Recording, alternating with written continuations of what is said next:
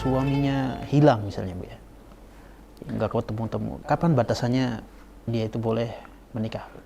Suami hilang, memang di dalam mazhab kita Imam Syafi'i lumayan berat. Sebab harus wanita boleh menikah kalau suaminya hilang, kan belum dicerai. Iya. Selagi belum dicerai, maka dia belum dianggap sebagai seorang janda lalu boleh menikah. Kalau suami hilang, dia tidak boleh menikah kecuali diperkirakan suaminya itu sudah meninggal. Kebayang, ini adalah yang ada dalam mazhab Syafi'i. Cuman kira-kira kalau suaminya diperkira meninggal kan sudah tua banget. Kira-kira ini sudah jadi nenek-nenek atau belum kira-kira masuk nikah lagi. Ini kan pembahasan fikih yang harus dicermati sisi kenyataan. Betul. Nah, jadi kamu perempuan, nah ini ditinggal, suaminya baru nikah 2 tahun. Dia masih umur 17. Suaminya umur 20. Hilang suaminya. Nah, ikut pendapat mengatakan, kamu tidak boleh menikah sampai kapanpun, sampai terbukti suami mencerai kamu atau terbukti dia mati.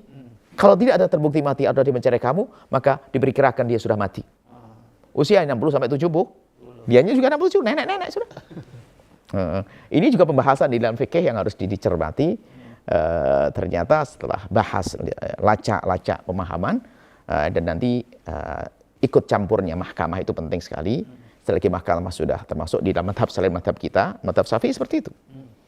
Madhab selain dari madhab kita, tentunya di sana ada kemudahan, maka dikembalikan kepada mahkamah, ya, yang bisa memisahkan adalah menceraikan adalah mahkamah. Maka dari itu, kami menganggap ta'liq yang pernah dibaca itu adalah sesuatu yang berarti.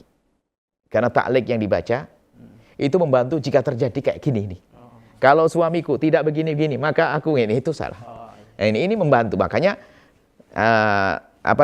ta'liq yang dibaca jika untuk menguatkan jalinan itu sah. Nah, kalau ada masalah gampang aja, tinggal ngadu ke mahkamah, dibayar 10.000, selesai. Mahkamah yang menceraikan. Dalam madhab Syafi'i pun aman. Sekarang nggak pakai madhab Syafi'i misalnya. Sekarang apa nggak pakai ta'liq itu? Madhabnya madhab Syafi'i. Wah, ini bisa sampai nikah lagi nenek-nenek. Nah ini kan, karena tidak boleh menikah. Ini pembahasan fikih yang harus. Akan tapi ada kemudahan bahas panjang karena ini unik. Jadi adalah keunikan dalam bukan kerendahan, ingat, keunikan. Jadi memang pemikirannya seperti itu dalam bahasan fikih seperti itu. Karena belum terbukti. Kan bahasa dalam pemikiran kan sah. Belum terbukti dia itu adalah menjadi janda. Ya nggak boleh menikah, kan kaidahnya sederhana sekali. Dan madhab Syafi'i benar dengan hal ini. Akan tetapi di sisi lain ditinjau, ternyata madhab lain meninjau. Kalau sudah mahkamah bisa menentukan, setelah dibuktikan, dicoba, dicari, kalau nggak bisa, maka mahkamah memutuskan dia sudah cerai. Jadi yang tidak boleh mencerai sendiri, harus ada keputusan dari mahkamah, dari setelah itu baru. Itu bukan dari madhab kita tentunya, dari madhab Syafi'i. Dan ini keluasan madhab adalah penting sekali. Dan jika ada yang punya kejadian semacam ini, harus jujur kepada mahkamah. Nah, sebab kalau dibuka seenaknya perempuan nanti ngaku, padahal suaminya ngasih nafkah pura-pura apa sudah hilang dan sebagainya. Padahal ada. Kalau masih ada nggak bisa. Biarpun ada seorang hakim, kecuali nanti ngajukan suami saya di pulau sana, hakim tidak pernah ngasih nafkah ke saya, tidak bisa ngasih cover. Dipanggil tuh. Kalau enggak, setelah itu dijatuhkan cerai oleh hakim seperti itu. Sahabat Al-Bahjah TV, setelah menyaksikan video ini, jangan lupa bersolawat kepada baginda Nabi Muhammad.